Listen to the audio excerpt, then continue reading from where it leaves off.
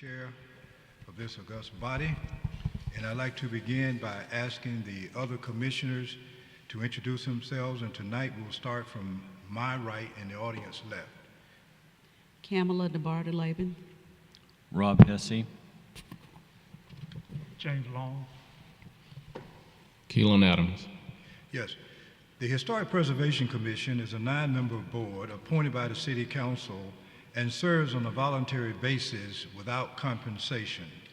The purposes of the commission are to promote the educational, cultural, economic, and general welfare of the city through the preservation and protection of buildings, sites, structures, areas, and districts of historic significance and interest through the preservation and enhancement of local historic, architectural, archaeological, and aesthetic heritage found in the city, through the maintenance of the distinctive character of the city's historic districts, and through the promotion and enhancement of the city's historic and aesthetic attraction to tourists and visitors.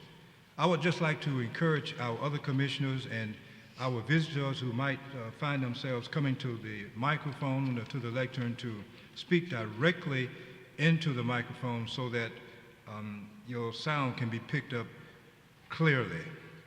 This afternoon we have the distinct honor of introducing our new executive secretary, and his name is Mr. Warren Adams, and as he approached the microphone, I'd just like for him to say welcome to us, and we say welcome to him, and just tell us a little bit about your background and how you became interested in historic preservation.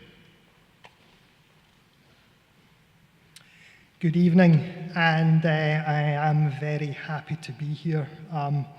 As you can tell, I grew up in the UK, in Scotland, although I was born in the United States.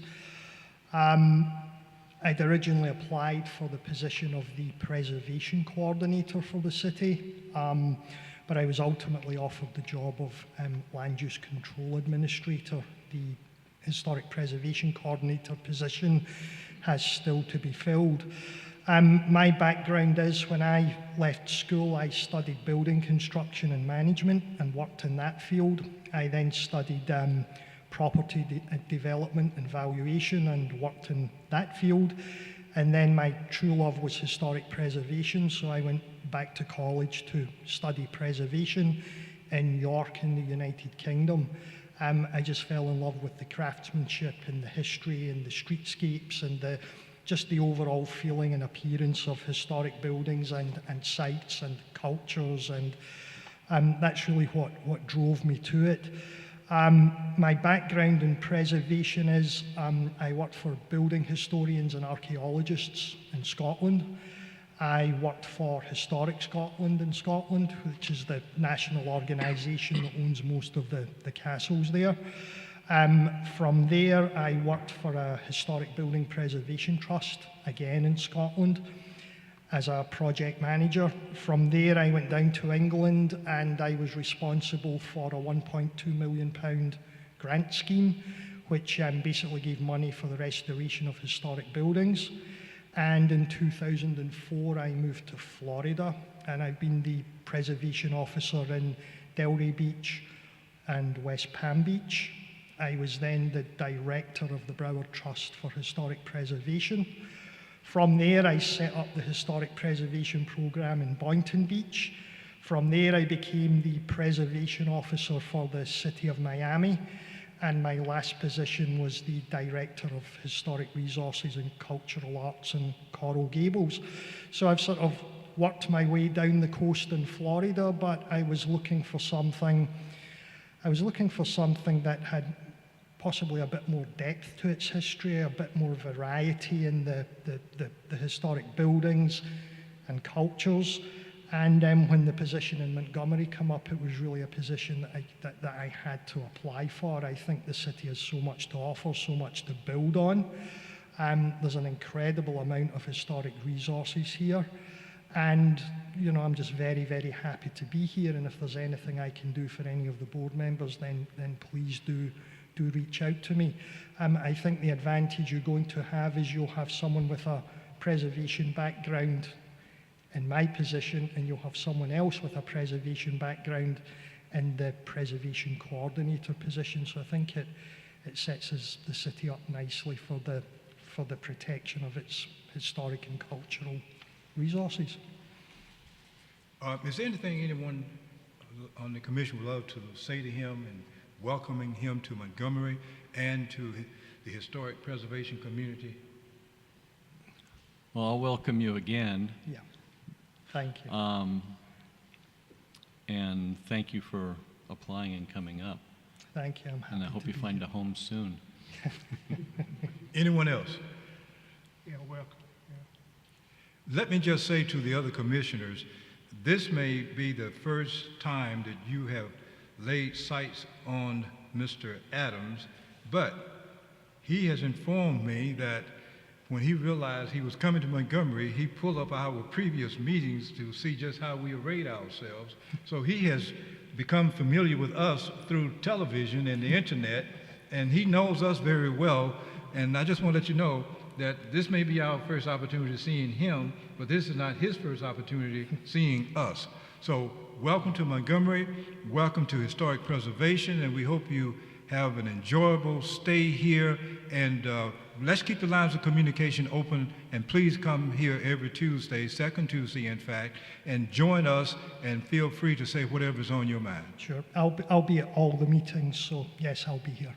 Thank you. Thank you. Thank you very much. To our other commissioners, you have a copy of our previous meeting, our March 14, 2023 meeting, in fact, in your package. Is there any unreadiness, any modification? Yes. I just want to confirm that the correction I suggested was made. Yes. Thank you. Thank you very much. Any other modification, correction, question, comment from anyone? Okay, thank you very much. Minutes will stand approved as read. Our spring sign committee, Ms. Carole King is not here, and we'll just ask Mr. Long or Ms. Debardelaben to say a few words about our spring sign committee, or on behalf of our spring sign committee. Yes. Okay, we'll both try to, we didn't know Carole was not going to be here. I think I would have taken some notes for our meeting that we had. We met at Old Alabama Town to discuss the 6 properties that have already applied for signs. The new signs seem to be have piqued some people's interest, so in looking at them, we felt that we will have very good entries this time. That let me go through one by one and maybe a couple of comments. 554 East Fairview Avenue, construction date 1922. The modifications that are made, we didn't feel that they changed any of the essential nature of the property, and that some of the modifications that we see in this and some other properties were due to changes that occurred over the years where they were approving different things in prior years than we are now. But the essential nature of this property has not changed. So we said yes to this property. Matter of fact, we said yes to all of them. But you have any comments? Yeah, we just had some questions about some additions. That was probably the we only spent thing. time on the modifications Yeah. and talked about them. In this property, the front and the breezeway, I think we had some real concerns about the additional rooms that have been made in some of the properties, but they have been made in a period of times when that was being approved. That was what we were told, and so we didn't see that as stopping the properties from getting signed. The second property,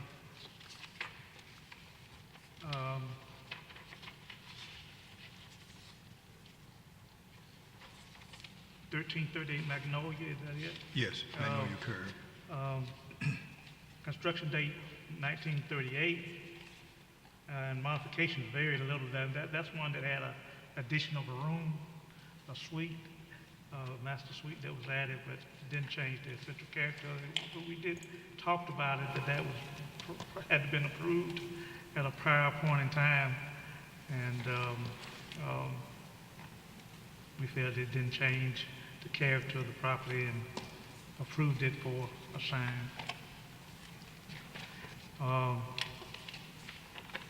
The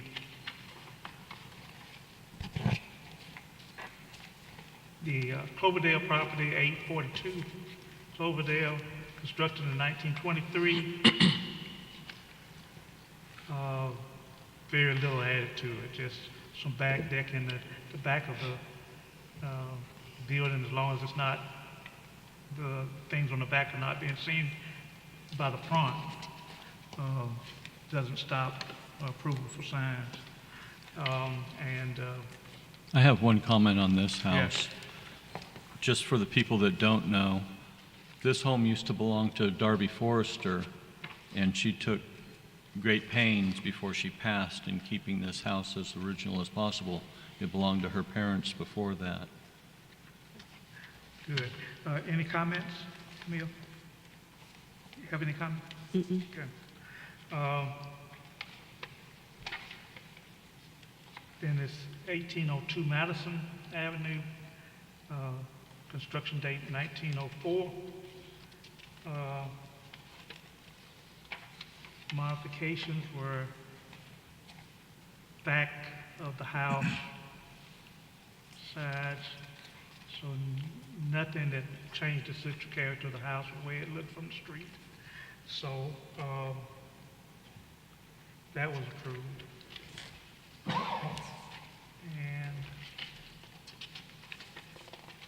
then there's 1309 Magnolia Curve, construction date 1928.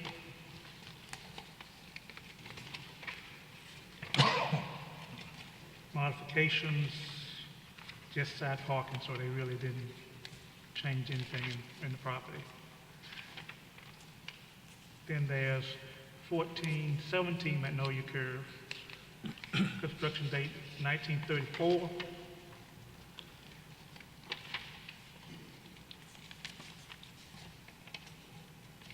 Some front parking, pads and steps. I think we have some problem about some of that. I don't think this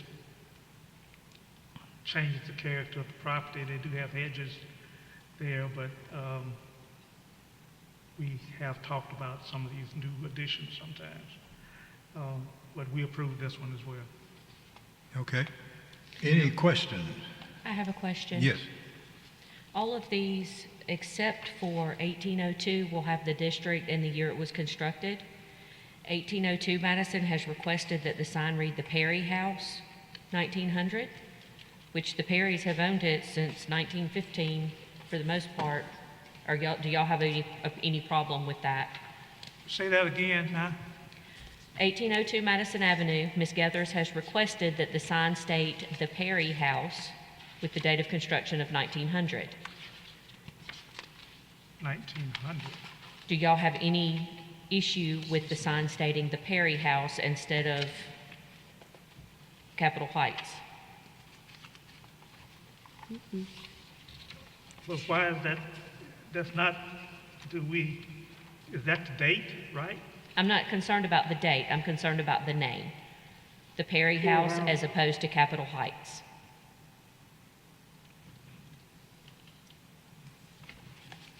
Sometimes y'all have approved signs if it were a known reference or a family that had lived there for generations. It says the Perrys were there in 1915, right, Dr. Perry? That's the first record we can find in the city directory, is 1915. And the Perrys have owned it except for in 1935, it was a Moody. They were boarders probably. What's this little ad here in the center? Is that for a period of time since then? That was in 1925. They were renting the second floor. Carole just included that. So do we have anything that says it goes back to 1904? We don't have anything that goes prior to 1915. But the Perrys still owned it from 1915 to 1989. So is that long enough for y'all to be okay with the sign stating the Perry House? It is with me. From 1915 to when? 1989. Okay, yeah. Thank you. Fine with that. Okay, he said he's fine. Thank you. You're fine? Yes. Mhm. Is everybody else fine with that? Okay. Any other comment? Question? Okay, Chair, now entertain a motion that we accept this report. I move that we accept the report as submitted. Second? Second. Okay, all right. There being no objection, the report stands approved as stated. I need a vote, Dr. Bailey. Y'all are Okay, you do approving need a these vote? signs. Okay, all those in favor, let me know by show of hands. Okay, carried unanimously. Thank you.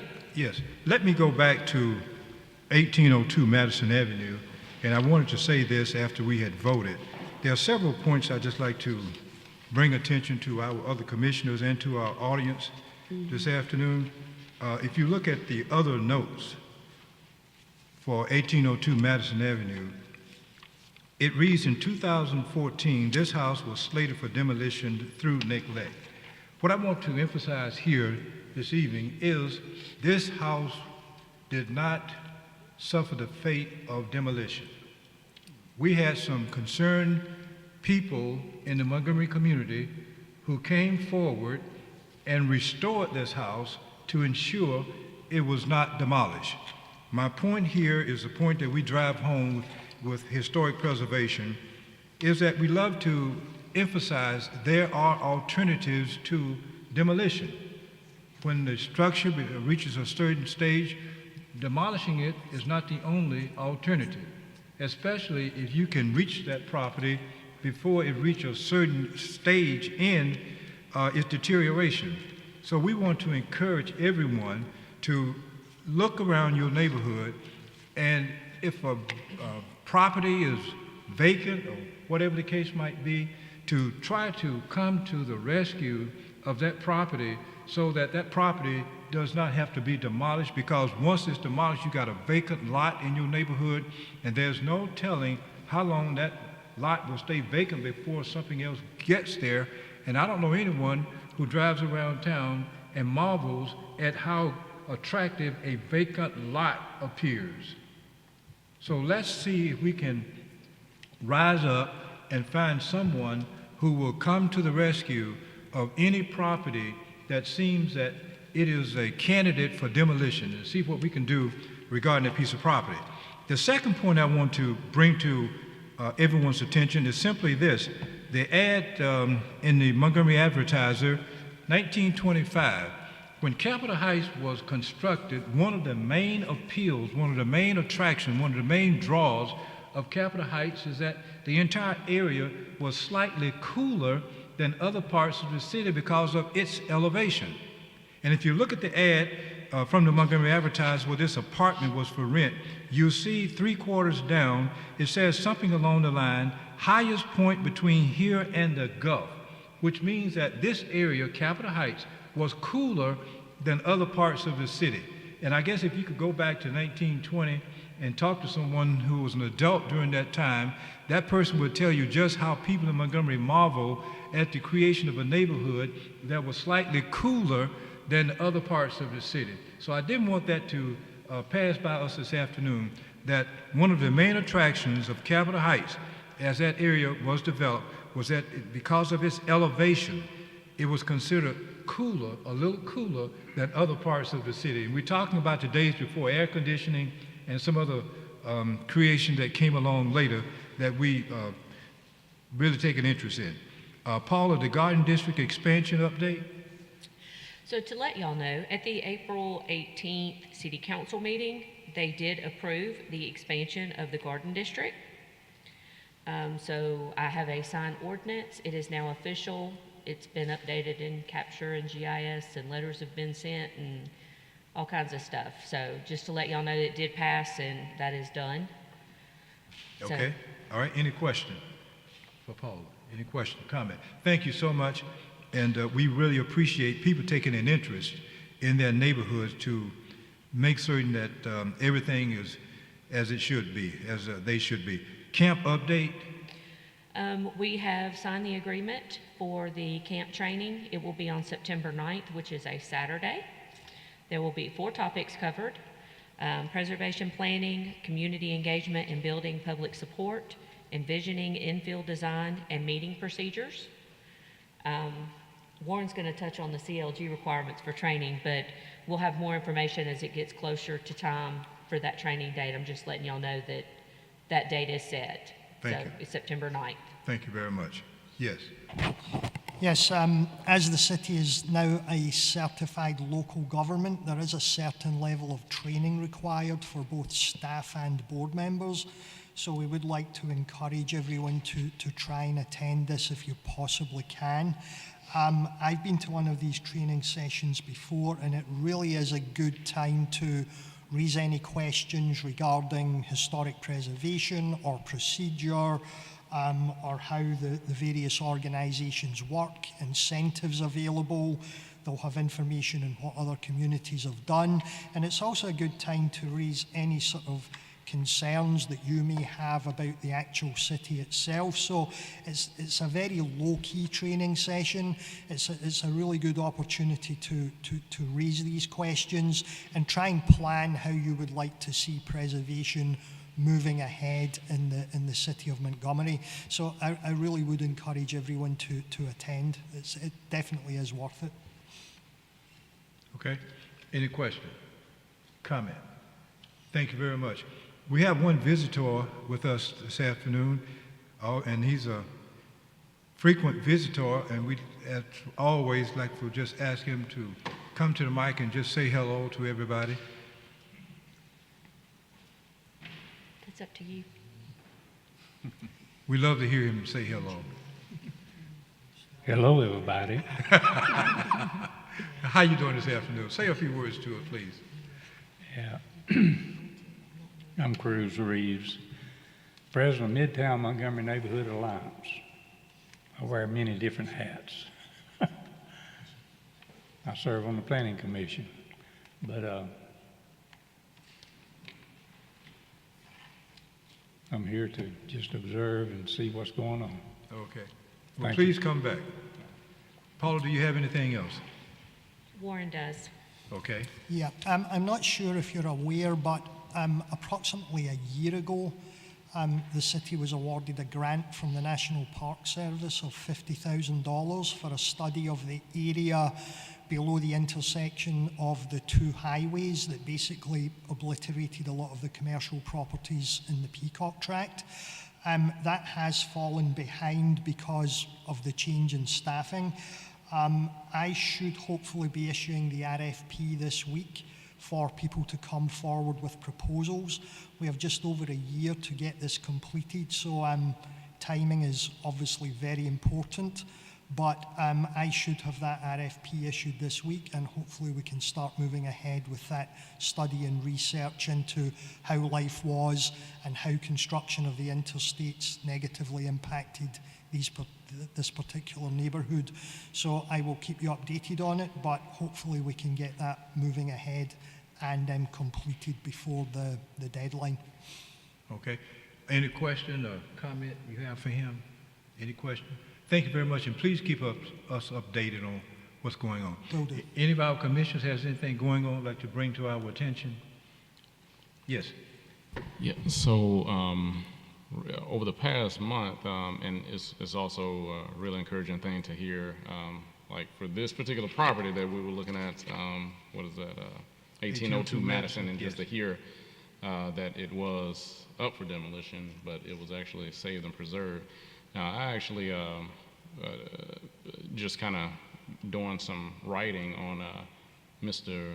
Willie Edwards. So he was a lynching victim from the 50s. Winn-Dixie truck drivers. Yes, the Winn-Dixie truck driver from the bridge that's up to our northeast. Goodman Bridge. Yes, yeah. I located his house from as I was doing research and everything, and because I'm about to produce an article on it, and I located his house, and it's right on Rice Street, right, just a rock's throw from Maxwell Air Force Base, and from the Sure. near the food pantry area.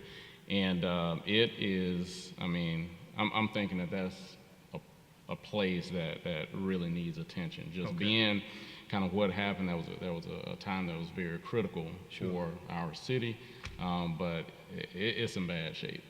It looks like it is dilapidated, and it could be a house that would be up for demolition, but I think, I mean, just due to the whole story surrounding Yes. Mr. Edwards, Yes. I think it would be a great, and then on top of that, it's right around the corner from the new water park. I think that would be something that probably should deserve our attention. Right, and I think our first step on that is to contact his daughter and see what her position is on this, if she's still alive, Oh, okay. and go from there. But that's an excellent suggestion, Yeah, and we don't want to minimize it. right. Thank you so much. Yes, sir. Anything else from any other commissioner? Okay, that being said, this meeting is hereby adjourned.